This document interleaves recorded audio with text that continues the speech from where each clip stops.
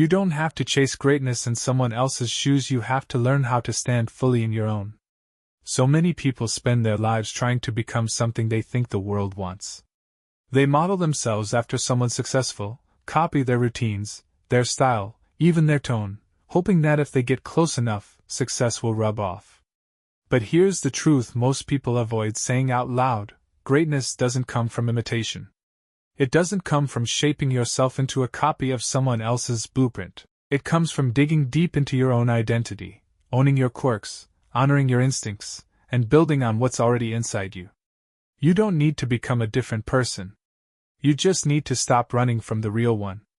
Every person walking this earth is wired differently. Your thoughts, your history, your voice, no one else has that exact mix. That means you have something completely original to offer. But the world trains us to dilute that. Schools teach us to follow rules. Social media trains us to perform instead of connect. Workplaces reward those who stay in line. Over time, we forget who we are beneath all the layers of expectations. And the longer we wear the mask, the harder it is to take it off. But deep down, the part of you that never settled still remembers. And it's waiting for you to come back. When you decide to stop trying to fit a mold, you give yourself permission to be powerful in your own way. That's when things start to shift.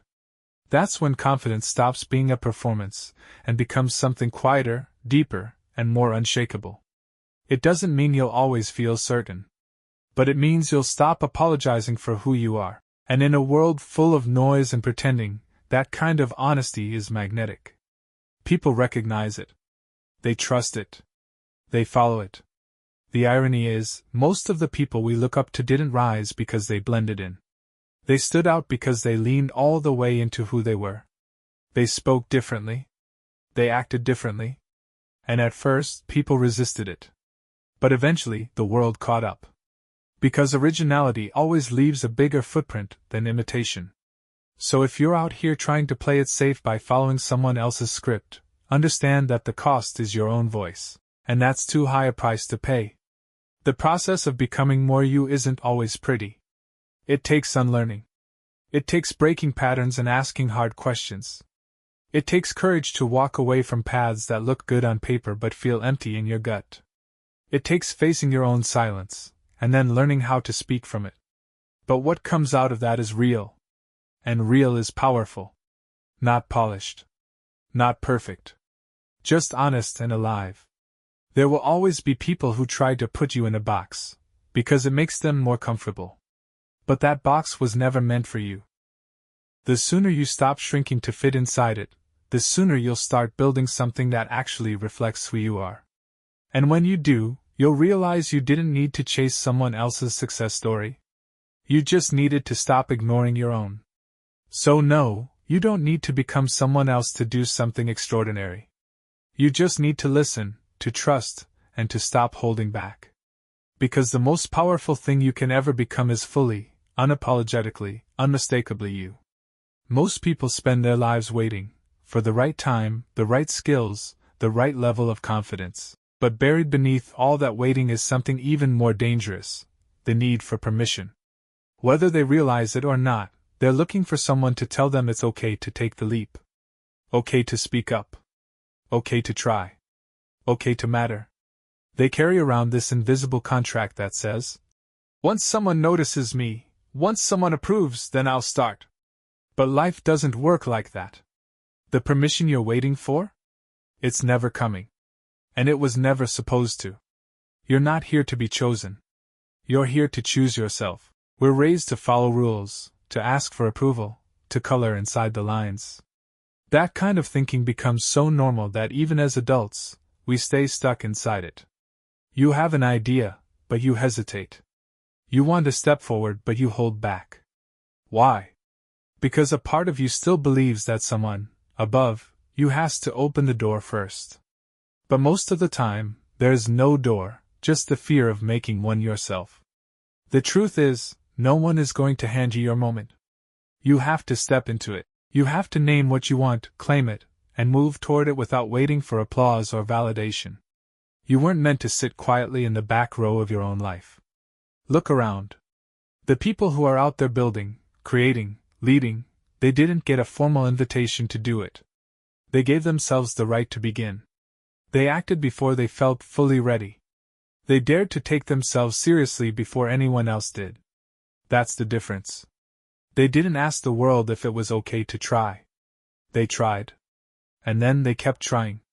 You don't need more approval. You need more movement. You don't need to be picked. You need to pick yourself. Of course, that's not easy. The moment you stop waiting for permission is the moment responsibility shows up. It's easier to blame the system, the timing, or your lack of experience than to say, I could have started, but I didn't. It's easier to wait than to risk looking foolish, failing, or being misunderstood. But the longer you delay, the heavier the regret becomes. Because deep down, you know what you're capable of. You've always known. That quiet voice that whispers, you're meant for more. It doesn't come from nowhere. It's the part of you that remembers who you were before the world told you who to be. The most dangerous thing about waiting for permission is that it becomes a habit. A way of living. Years go by, and suddenly the life you dreamed about has been traded for comfort and hesitation. But it doesn't have to be like that. You can interrupt that pattern. You can decide today that you don't need someone else to validate your worth before you act on it. You don't need to earn the right to speak, to create, to lead. You already have it. Every time you choose to show up, even when no one's clapping, you grow stronger.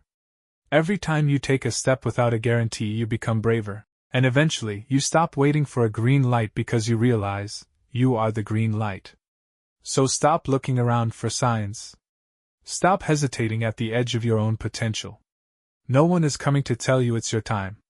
It's your time the moment you decide it is. Courage is one of the most misunderstood ideas in the world. People think it means being fearless, being bold, being loud. They picture someone standing tall in the face of danger, unmoved and unshaken. But real courage doesn't look like that, not most of the time. Real courage is quieter, messier, and far more human. It looks like someone who's terrified but takes the step anyway. Someone who doubts themselves, who hears all the inner noise and self-criticism, and still chooses to move forward. Courage isn't about eliminating fear. It's about deciding that fear doesn't get to make your decisions for you. Fear isn't the enemy. It's a part of you. It's the voice that tries to keep you safe, to keep you from stepping into the unknown. That voice has been with you for a long time, whispering reasons not to speak, not to try, not to change. And sometimes fear has a point. It tells you to be cautious, to think things through. But too often, it becomes a wall, one that's built out of imagined outcomes and stories that never actually happen. And if you let that wall stand, you'll never know what's on the other side. The truth is, fear doesn't go away just because you want it to. It doesn't disappear the moment you have a good idea or a powerful dream. It shows up in every room that matters. It stands at every door that leads to growth. The people who do big things, the ones who create, lead, speak, risk, and stretch themselves, they all carry fear with them, but they've learned how to keep it in the passenger seat. It can come along for the ride, but it doesn't get to touch the wheel. It doesn't get to steer. You don't have to wait until you're fearless to begin. In fact, if you're waiting for the fear to leave, you'll be waiting forever. Fear isn't a sign that you're weak or unprepared. It's a sign that you're doing something that matters to you. That thing you're afraid to do? That's probably the thing that will change you. Growth never happens in your comfort zone. It happens when your hands are shaking and your voice is cracking, but you show up anyway. And when you do that enough times, something incredible happens. You realize that fear didn't break you. It didn't stop you. It just came along for the ride. Being brave doesn't mean you don't feel scared. It means you choose something more important than fear. It means your vision, your purpose, your sense of self becomes stronger than the excuses your fear throws at you. Every time you say yes to something that makes you nervous, you build a little more trust in yourself, not because you were certain it would work out, but because you were willing to try. And that willingness is everything. Think back to a moment when you did something that scared you. Maybe you spoke up when it was uncomfortable. Maybe you started something new. Maybe you walked away from something that no longer fit who you were becoming. You were scared, but you did it. That's what courage looks like. And that same strength is still inside you. You don't have to silence the fear. You just have to stop letting it run the show. Every step you take while afraid is a reminder that you are not powerless. You are not fragile. You are capable of more than you think. So let the fear ride along if it must. Let it talk. Let it warn you. But keep your hands on the wheel. Keep moving. Keep choosing. Because courage isn't about having no fear, it's about refusing to be owned by it. Failure has a reputation it doesn't deserve. We're taught to fear it, to avoid it, to treat it like proof that we're not good enough. But the truth is, failure isn't final, and it's not a flaw, it's friction. And friction, as uncomfortable as it feels, is what creates fire. Every person you've ever admired has failed. Repeatedly. Painfully. Publicly. The difference is, they didn't let it stop them. They used it. They learned from it. They kept moving. That's what separates growth from stagnation, not success, but resilience. When you fail, it doesn't mean you're broken. It means you're trying. It means you had the guts to step into the unknown instead of hiding behind safety. Most people avoid taking risks not because they don't have ideas, but because they're afraid of what happens if those ideas don't work out. They imagine the embarrassment, the judgment, the regret. But those are stories, not facts. The real cost isn't failure, it's what you miss when you don't even try. Failure has something to teach you that success never will. It strips away the ego. It shows you what doesn't work, sharpens your focus, and exposes the gaps in your process. It forces you to ask better questions and rethink your approach, and if you're willing to face it instead of running from it, it becomes one of your most powerful tools. People who grow fast don't do so because they avoid failure. They grow because they fail forward. They turn mistakes into momentum. The problem is, most people let failure define them instead of inform them. They take a setback and turn it into a sentence.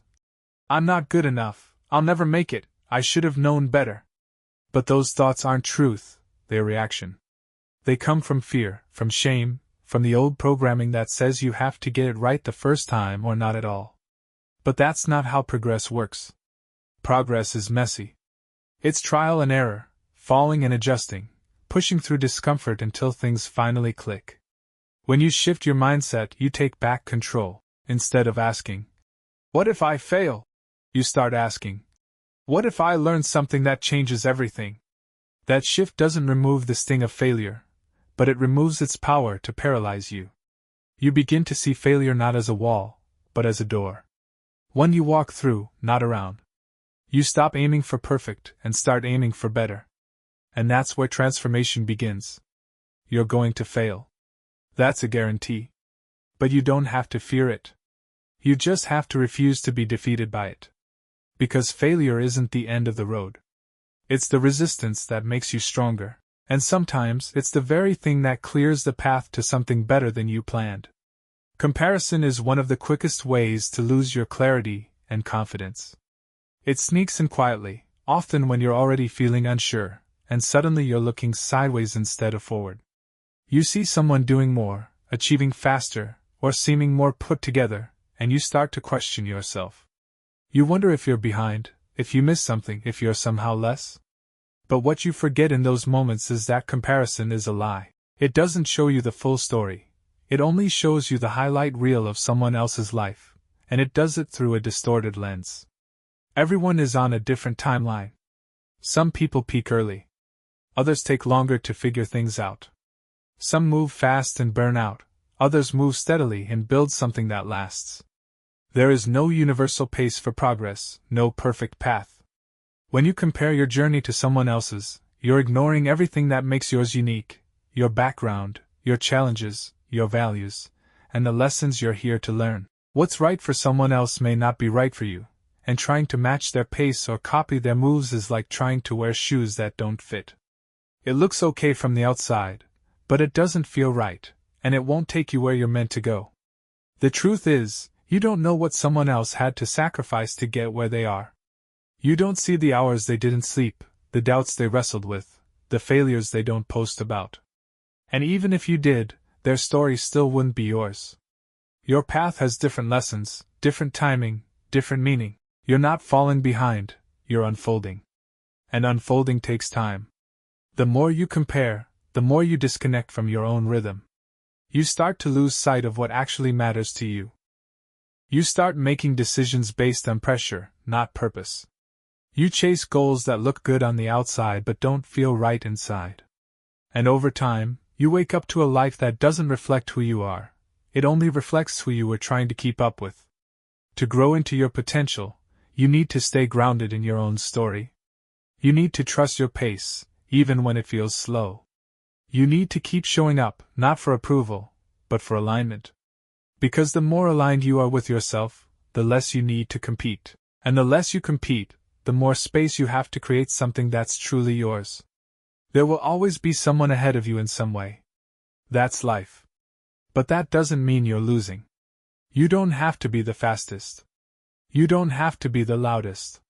You just have to be honest, consistent, and brave enough to walk your own road without needing to compare it to anyone else's. The truth is, most people stop. They start with energy, with dreams, with plans, but somewhere along the way, they settle. They let comfort win. They lower their standards and convince themselves that good enough is where they're supposed to land. That's why mediocrity is crowded. That's why the middle is packed with people who once aimed higher but chose the easier road when things got uncomfortable. But the top, the place where real fulfillment, freedom, and mastery live, is not crowded. Not because it's impossible to reach, but because so few people are willing to keep climbing when the path gets steep. Doing more than the bare minimum takes effort. It takes choosing discipline over distractions, consistency over comfort, and growth over safety. Most people want the outcome, but they don't want the process. They love the idea of success but aren't willing to pay the price it demands. That's where the separation begins, not in talent or opportunity, but in decisions made daily. The decision to keep showing up. The decision to improve when no one's watching. The decision to not just finish the task but to do it with care, with pride, with excellence. When you hold yourself to a higher standard, you naturally rise above the noise. You start to stand out, not because you're shouting louder, but because your work speaks for itself. You move with purpose. You build things that last. People start to notice not just what you do, but how you do it. And that, how, becomes your edge, your reputation, your invitation to rooms most people never enter. This doesn't mean you need to be perfect. It means you don't accept average as your ceiling. It means you stop living like someone who's afraid to try too hard in case they fail. You commit fully, knowing that failure might come but understanding that quitting guarantees you'll never find out what you're capable of. It's not about obsessing over achievements, or comparing your results to others. It's about choosing to rise when staying still would be easier.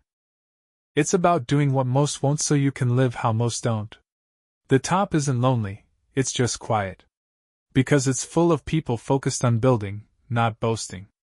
People who don't need applause to keep going. People who know that success isn't something you reach once, it's something you practice daily.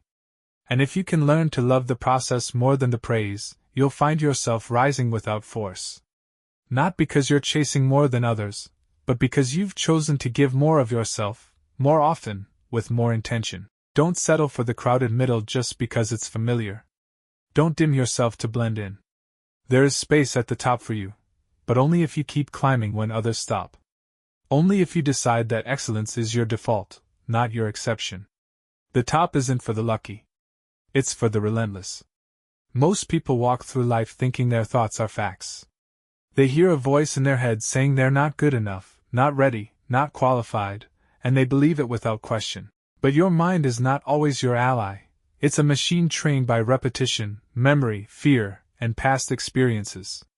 And if you don't learn to question it, it will run your life on autopilot, using old stories to shape a future that looks just like your past. True power begins the moment you realize you are not your thoughts. You are the one observing them. And that awareness is where freedom lives. The mind is loud, especially when you're about to grow. It will give you every reason to stay safe, to play small, to wait. It's not trying to sabotage you. It's trying to protect you, based on what it knows. But what it knows is limited. It doesn't account for what you're capable of becoming. It only recalls what you've survived. That's why you can't treat every thought as truth. You have to learn to pause, to listen, and then to challenge what doesn't serve you. Not every voice in your head deserves your trust. Growth demands that you take control of your inner dialogue. It doesn't mean silencing the fear or pretending you're always confident. It means noticing the fear and choosing action anyway. It means replacing "I can't" with "I'm figuring it out." It means talking to yourself with the same clarity and strength you'd offer someone you care about. Because if your mind hears the same thing often enough, it starts to believe it. And when your beliefs shift, so do your actions, your results, and your entire identity. You will always have thoughts that try to hold you back. But that doesn't mean you have to live by them. You can train your mind to work for you, not against you. That training isn't easy, but it's essential. Because once you gain authority over the stories in your head, everything else begins to shift. You stop doubting your path every time fear whispers. You stop quitting early. You stop waiting to feel confident before you act. And in that space, between thought and choice, you finally start becoming the person you were meant to be. The most powerful shifts in life don't come from massive external changes. They come from small, internal decisions that build over time. The choice to keep going when it's hard. The decision to speak truth when it's uncomfortable. The quiet commitment to your vision even when no one else sees it yet. This is the power of consistency. Not perfection, not intensity, but the daily practice of showing up. Most people underestimate what can be built through steady effort. They wait for motivation to strike or the perfect moment to arrive, and while they wait, time passes. But those who create real momentum are the ones who keep moving, especially when they don't feel like it. Consistency isn't about working harder, it's about working deliberately. It's about building habits that support the kind of person you want to become. Every action you take, no matter how small, is a vote for that identity. When you consistently act in alignment with your goals, you begin to trust yourself. And that trust compounds. You stop needing willpower for everything because your actions begin to run on rhythm instead of resistance. You don't have to fight yourself at every step. You just have to keep walking forward, one honest step at a time. The mistake most people make is aiming for intensity instead of longevity. They go all in for a week, then burn out. They chase big wins and ignore the simple things that actually move the needle. But it's not the dramatic bursts that change your life. It's the quiet, repeated effort that nobody sees. It's the discipline to do what matters when it's boring, unglamorous, and thankless. That's where real progress happens. When you stay consistent, you become reliable to yourself. That's one of the most underrated forms of power. Because the world can be uncertain. Circumstances can shift. But if you know how to keep showing up, you become unshakable. You don't need everything around you to be perfect. You just need to trust that you won't quit. And with that trust, you can build anything. One step. One day. One choice at a time. Keep showing up. That's where the breakthrough lives.